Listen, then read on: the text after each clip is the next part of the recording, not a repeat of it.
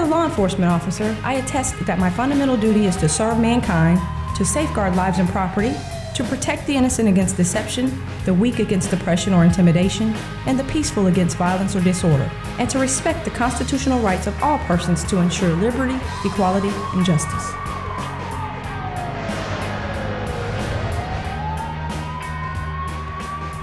Welcome to Gainesville PD On Duty, where we take you behind the badge of the Gainesville Police Department. My name is Officer Ben Tobias, and I'm the spokesperson for the agency. I am so happy to have Lieutenant Paris Owens join me again this month. Thanks, Ben. It's always good to be here.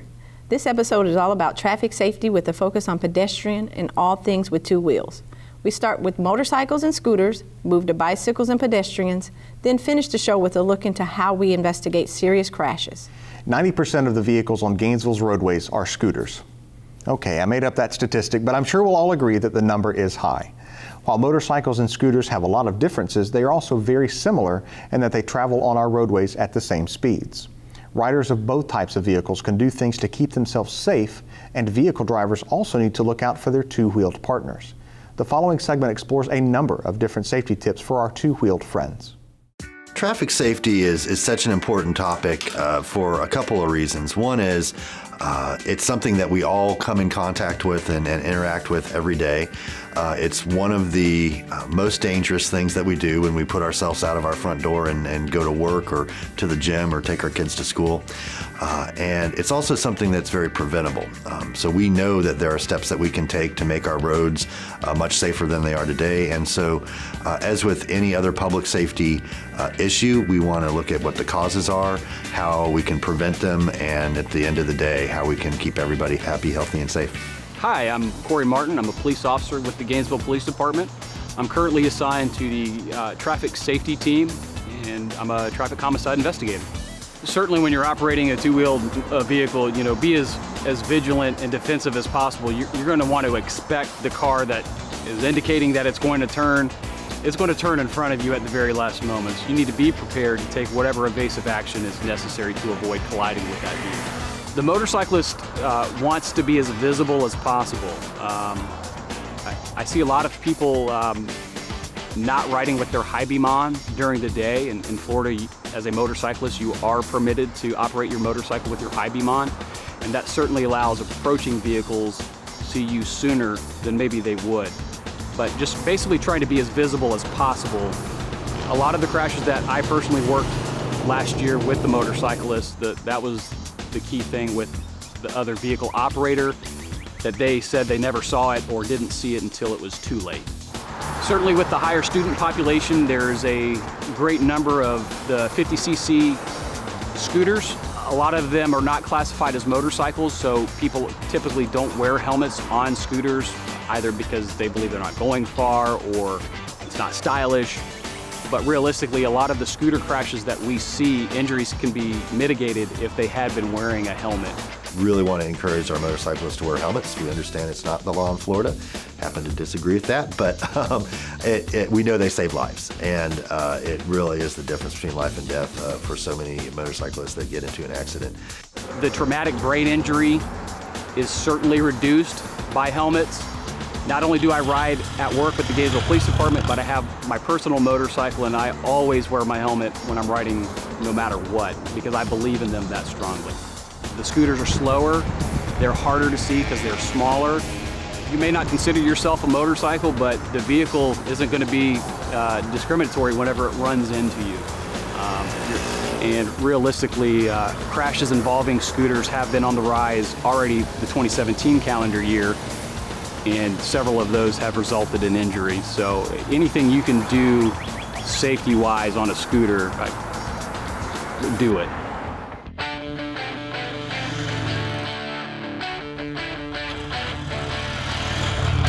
Hey, I'm Officer Ziskowski, the Gainesville Police Traffic Safety Team. I've been a motorcycle operator, officer at Gainesville Police now for a little over 10 years, and in law enforcement for about 19 total. Well, what we got set up behind us are cones for the Smart Motorcycle Rider course. That's Safe Motorcycle and Rider Techniques is what that stands for. It's put on by DOT, state of Florida, and it gives the citizens who aren't really familiar with low-speed riding and handling techniques to come out and brush up on their low-speed handling skills, parking lot skills, turning, some braking techniques we go through. This class is funded by the Florida Department of Transportation, and this is the second year they've done that. It's absolutely free. Come on out, bring your motorcycle, bring a helmet, bring your driver's license with your motorcycle endorsement on it, and we'll put you through the class at no charge. Smart course is once a month on Saturdays.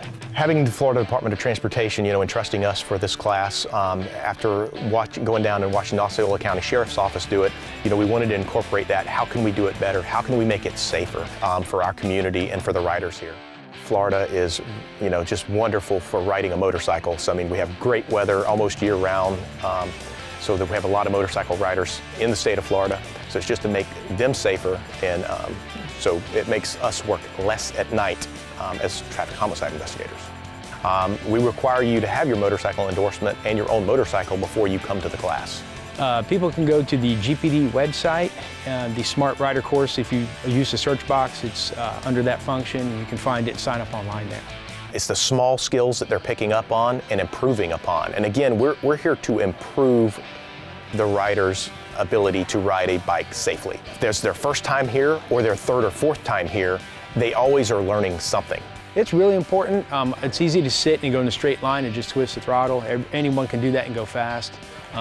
This course is designed for low-speed handling skills, parking lots, traffic, if you're around cars, pedestrians, things like that. If you're lacking in those skills, the chances of an accident may increase for you. You're improving your skills on your motorcycle. So you're understanding the braking capabilities of your bike. You're understanding how your bike reacts in a turn under a controlled environment where you have motorcycle instructors actually watching what you're doing and critiquing you. Believe, I know you can do this. Turn it, hold, and look. And it will come around. Remember this gun. Right here, right here, right here. Low-speed skills, you really have to look where you're going. When you drive a car, if you go through a turn, you look through the turn with the car, correct? So why wouldn't you do that on a bike? A lot of motorcycle riders get focused on what's right in front of them instead of looking where they want the bike to go. If you look where you want to go, the bike will go where you look.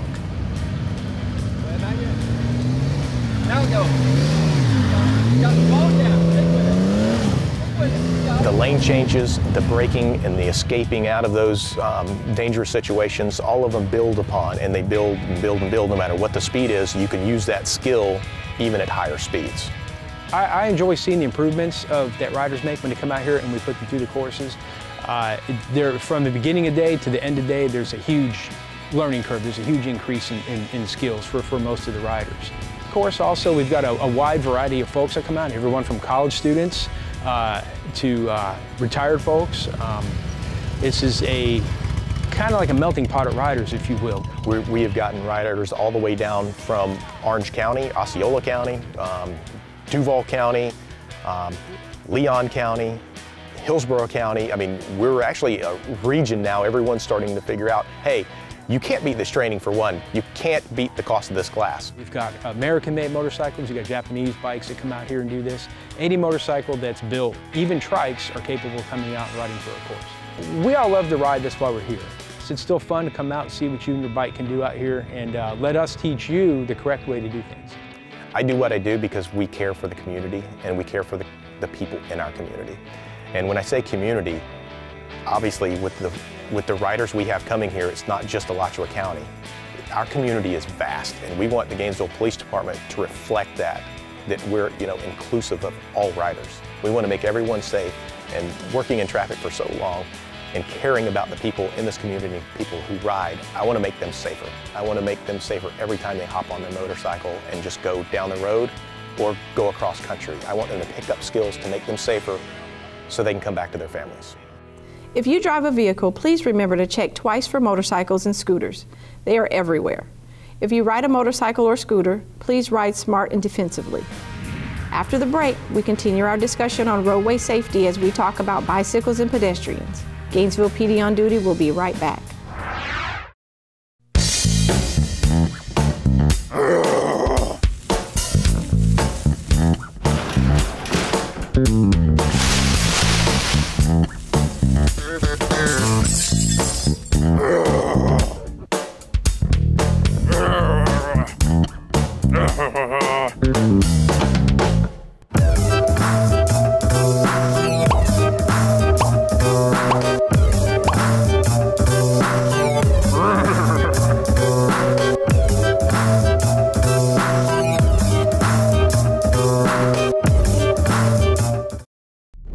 actually don't remember anything from the accident. Crossing the intersection of 13th Street and 39th Avenue, and a truck pulled out in front of me. Wearing all black also doesn't help, so I was wearing all black. I had a son behind me. My head went full force into the hood of the truck that pulled out in front of me. I would definitely not be here if I hadn't been wearing a helmet. I would still ride again, but I would ride knowing that I risk my life every time I get on the bike. I think everyone should know that.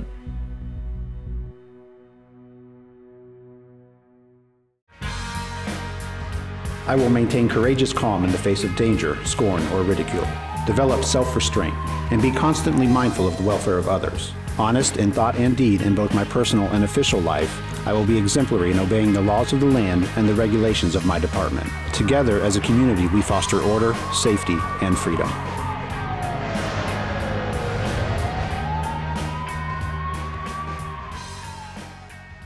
Welcome back to Gainesville PD On Duty. Last month, we refreshed your memory on a project called Bicycle Boulevard that was created in Gainesville to help keep our cyclists safe. Bicycles, pedestrians, and vehicles all share our roadways every day, but most people aren't really sure what the laws are for each group. For instance, did you know that vehicles passing a bicyclist must be at least 3 feet away? Or did you know that there are some instances that pedestrians can legally cross the road mid-block? There are a lot of laws and guidelines designed to keep everyone safe, and it's our job to make sure you know what they are. We hope to explain some of these common laws and regulations in the following segment. Whether you drive a vehicle, ride a bicycle, or walk, it's your duty to look out for everyone else and keep yourself safe. So Vision Zero is really taking a comprehensive or wraparound look at safety on our streets, and it has 4 main components. And so the first 2 are probably largely going to be under Gainesville Police Department's umbrella. There's an enforcement component. The second element, which is education. Many people know that there are traffic laws out there, but they don't necessarily know what they are, or they don't know when there's a pedestrian-bicycle interaction or a car pedestrian interaction. The third element is design. How we design our corridors is very important. And the last one is technology, and that's the big question mark. We know that technology is changing our habits rapidly. It's going to be much different in 5 years than it is today, but the use of technology to make people safer can be as simple as, for example, how you time your crosswalk signals and how we do left turn lights and things like that. So, but you put all 4 of those things together, and ultimately you're going to have much safer roads and hopefully 0 deaths. Pedestrians are incredibly vulnerable. And so when we put pedestrians in conflict with whether it's a bicycle, a scooter, a motorcycle, or a car, or bus, there's not a lot of margin for error there. My name is Dakova Beatty. I'm the Bicycle Pedestrian Coordinator for the City of Gainesville. With our program, we're able to target laws, we're able to target safety, we're also able to target certain resources and facilities that'll help our community get around better, whether they're biking, walking, or using other forms of transportation.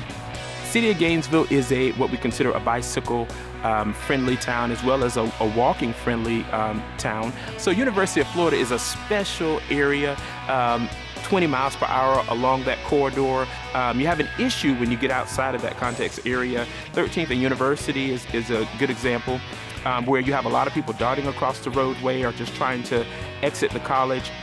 Those areas are very, very important that we do have good pedestrian safety. A pedestrian study that was nationally recognized, where the Gainesville Police Department did an evaluation of people not yielding to pedestrians in the crosswalk, but they also did a study where pedestrians were not crossing appropriately. And so, you know, sometimes it's enforced if you're not crossing at the appropriate locations because it can be a danger. And there's some places where we do have marked mid-block crossings, and those are marked sometimes with signs, flashing beacons, even markings on the ground. Those are places where it's designated for pedestrians to cross. No matter what type of signal or clearance you had to go ahead and cross, until you've crossed that other side of the roadway, we're encouraging people to continue to look and check for conflicts and dangers. When I use my bike for my primary source of transportation, which I usually do in the month of May. May is bike month, so I try to give up the car for city business. And it's an interesting month because it really does remind me both of my responsibilities as a responsible rider on the road, as well as how people see or don't see you, how they interact with you. Let's face it, most of our transportation system is completely designed around the automobile, and so that's the view that we're used to looking through. And when you get yourself out of that, sort of traditional comfort zone, it is an eye-opening experience. Pedestrians and bicyclists also can initiate certain dangers if they don't operate in a certain way. So we encourage the bicyclists at night to have lights, as the law says. Make sure that you wear a helmet, especially if you're under 16. The law says you must have it. But even if you're an adult, make sure you wear a properly fitted helmet. Just having a helmet doesn't protect you, but it has to be properly fitted. I think a lot of people are unaware, especially motorists, that bicycles are vehicles. They have the same rights and responsibilities as other roadway users. There's a law that came out about 2009 that says if there is a bike lane present, the cyclist must be in the bike lane. Part of that law is that as long as that person is not impeding the flow of traffic. So a lot of people aren't aware that if that cyclist can keep up with the flow of traffic, they're able to do what we call take the lane. If they cannot keep up with the flow of traffic, then they have to use the bike lane if it is available. Otherwise, just stay to the right-hand side of the curb, not too far over to the curb. Things that you may not be aware of, the general public a lot of times don't know. So they may get angry, they may get frustrated, and we have to let them know that there are accommodations and there are laws that address their concerns. It's a law that came out, I believe, about 2009, that you must give 3 feet if you want to pass a cyclist. And so if you're not able to give a safe 3 feet in passing, maybe there's oncoming traffic, maybe there's other issues going on, the law says you have to wait until it is safe to give that 3 feet before you can pass that cyclist. We really need to work with our bicycling community to understand the rules of the road. Bicyclists are treated as vehicles, just the same as a car, and must follow all the same traffic laws as a car. Sometimes that's inconvenient for cyclists, but it's important. So the Community Traffic Safety Team is like a clearinghouse. So if you have any questions, concerns, safety issues regarding bike lanes or any other facilities, you can contact us. The website is trafficsafetyteam.org. Don't assume that just because you have the right-of-way as a pedestrian or a bicyclist, that a vehicle sees you or knows that you have the right-of-way. Always take that extra second to make sure you are seen. After the break, we finish the episode by talking about our traffic crash investigations. Gainesville PD on duty will be right back.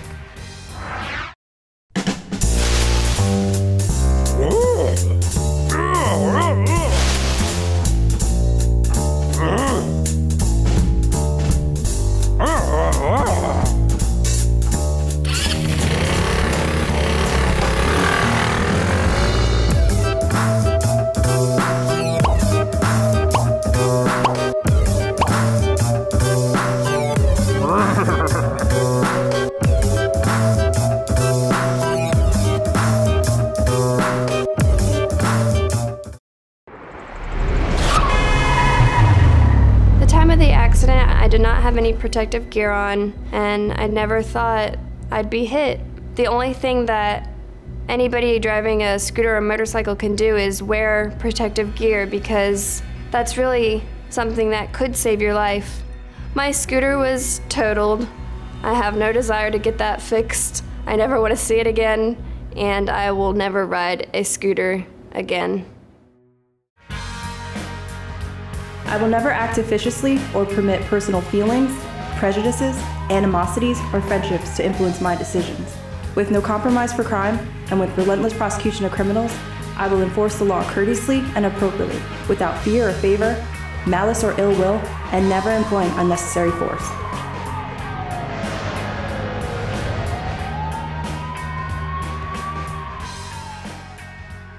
Traffic safety is a huge priority for the Gainesville Police Department. We work very closely with Public Works and the Department of Transportation to make sure that everyone gets safely to their destination, but sometimes accidents do occur. Sometimes very serious accidents unfortunately occur that involve serious injury or death. GPD has a team of highly trained investigators that comb through these accident scenes to determine exactly what happened and how to prevent it from happening again. Let's sit down with Officer Corey Martin of the Traffic Safety Team to learn more about these investigations. I wanted to be involved in traffic homicide investigations because in Gainesville, with the mixed population that we have, unfortunately for the area, Central Florida, North Central Florida, we have a higher number of traffic-related fatalities. And I spent several years in our Criminal Investigation Bureau prior to coming to the traffic safety team, and I did enjoy those follow-up type investigations. So I thought that I could put those skills to work on the traffic safety team. A traffic homicide investigation is conducted anytime that there's been a motor vehicle collision that has resulted in either a traffic fatality or a serious bodily injury. First, we verify the injury. A traffic homicide investigator will respond to the scene, no matter day or night, weekend. We'll show up at the time the collision occurred. The roadway is going to be shut down for several hours. And that's so that we have, as investigators, we have the time to thoroughly evaluate everything as it's found. Once we've identified all important facts and items on scene, we're going to begin to document it by photo and or video first, and then we're going to mark it with our orange paint for future reference at the time that a scene is to be mapped with our mapping system. Some of the things that are important to us while we're on scene is final rest of the vehicles, as well as any items that were attached to the vehicle and were broken off during the collision, and gouges and marks in the pavement themselves caused by the vehicle, as well as skid marks. We measure the skid marks to attempt to determine the speed of the vehicle prior to the collision. There's several mathematical formulations that traffic homicide investigators use based off of the lengths of the skids themselves and the percentage braking that the vehicle was able to produce at the time. Again, that could also come back to the faulty equipment. If a caliper was malfunctioning, it wouldn't have 100% braking in the vehicle. The physical evidence on scene is irrefutable, and the mathematical formulations are sound. They've been around for many years, dare I say decades. We'll go back with crime scene photos and notes from the night that the collision occurred, and we'll go back and map the items of interest that were marked with paint. And that way we can completely reconstruct the crash as it occurred. If someone said that they saw the vehicle but it didn't have any headlights on, or didn't see it because it didn't have its headlights on, and the driver of that vehicle swore that they had their headlights on, we can go back and review the light bulbs as they're found and determine if they were actually on or not at the time of the collision, and or how much force was exhausted during the crash that caused the headlight assembly to be thrown from the vehicle. Follow-up to the on-scene is we'll travel to the hospital and try to touch base with any medical staff that has had a chance to evaluate. Typically, the length of the investigation is 4 to 6 months. It takes that long to receive information back from the Florida Department of Law Enforcement for toxicology, as well as a final written report from the medical examiner in the event of a fatality.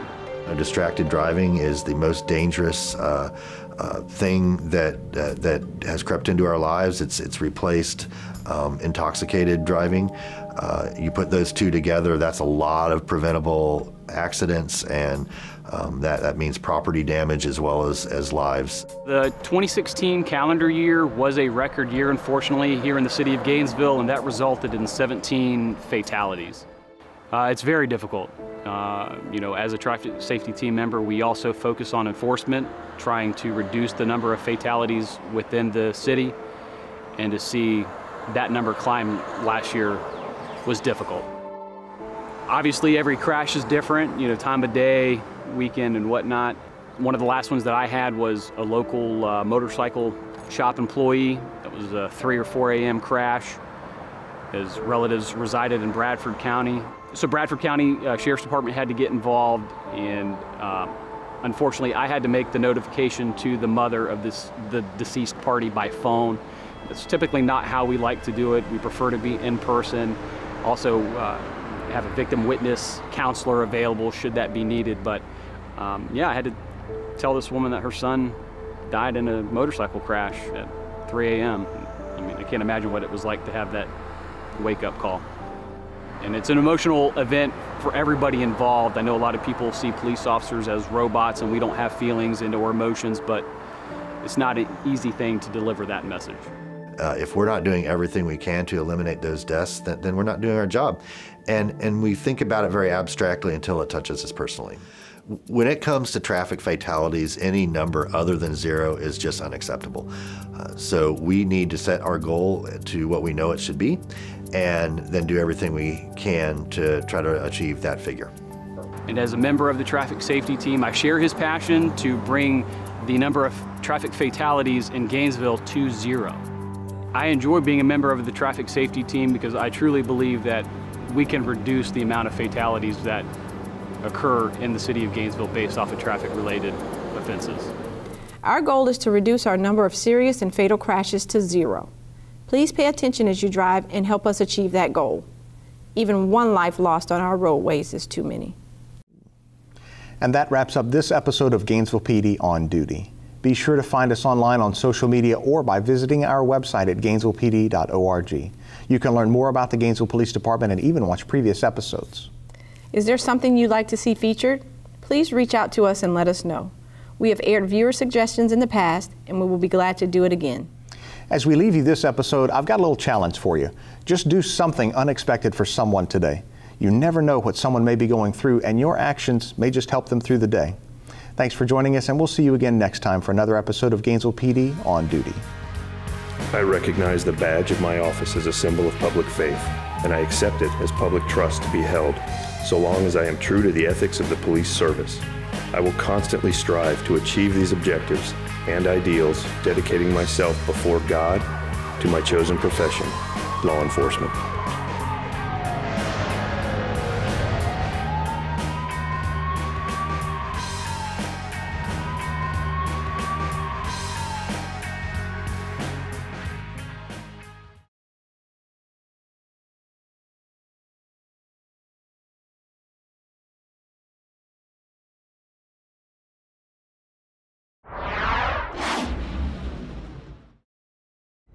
He said to me, "Mom, I want to get a bike." And I said, "Tom, I don't want you to get a bike. Something happens to you, I don't think I can go on."